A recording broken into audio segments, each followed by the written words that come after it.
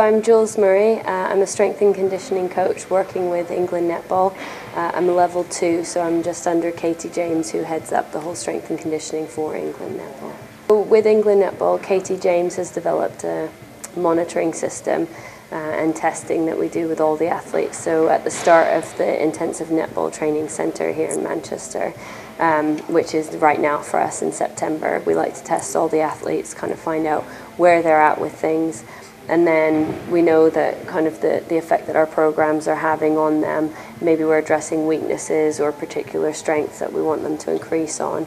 And these are kind of the key performance indicators are based around these tests. So we know in netball you need to have a sharp change of direction, that you want to be even on your left and your right side, and all this kind of stuff. So that's kind of the whole aim of all of the tests that we do are specifically related to performance in netball or also sort of injury prevention. So the performance stuff comes mainly around, we did some BMS testing on the force plate and just doing counter movement jumps. So we take the jump height from that. We're now working on taking impulse data from that as well, but we also take peak power, mean power and velocity. So that's kind of telling us how the athletes are actually jumping, and even though jump height is important for us, kind of how they're producing the force and the ability to do it. Then we'll take some single leg work. A lot of this is just to kind of see if there's any big differences between the two. So it has shown that, especially for a change of direction, if you've got one leg that is much weaker than the other, this can kind of sort of give you an injury because you're trying to compensate from one side or the other, or you always favor one side that you turn off. And obviously in netball we need them to be able to turn both ways. So if on my programs especially, we'll kind of look at their data, and then if they've got a big discrepancy between left and right, not just in the jumping, but also we do a 505 test for change of direction.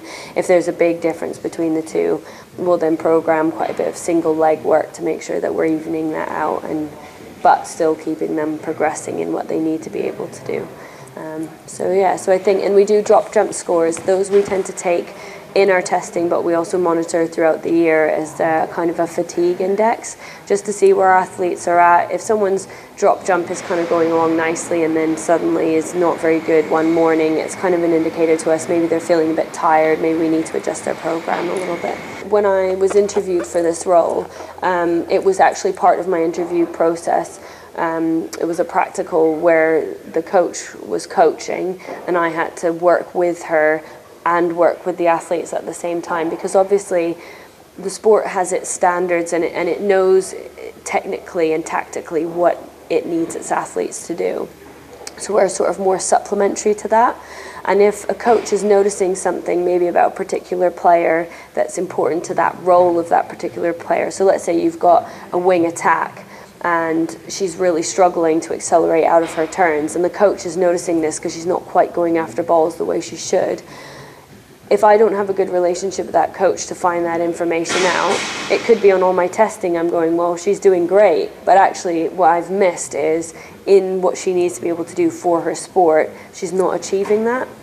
So that part is really, really big, and at England Netball we work very closely with all the coaches to make sure that we're all kind of targeting the same thing at the same time. We also work very closely with the physiotherapists, because unfortunately with netball, because it's such an intense sport, we do get some injuries, which obviously we don't want to have. So that then the key role of the physiotherapist telling us what we need to target at different phases of the season is really important. And then nutrition and kind of lifestyle, like the whole lot. I mean, you don't ever feel isolated, and every decision you make is kind of, you're sort of assessing what everybody else is doing and how things are going, and then that's how your program builds.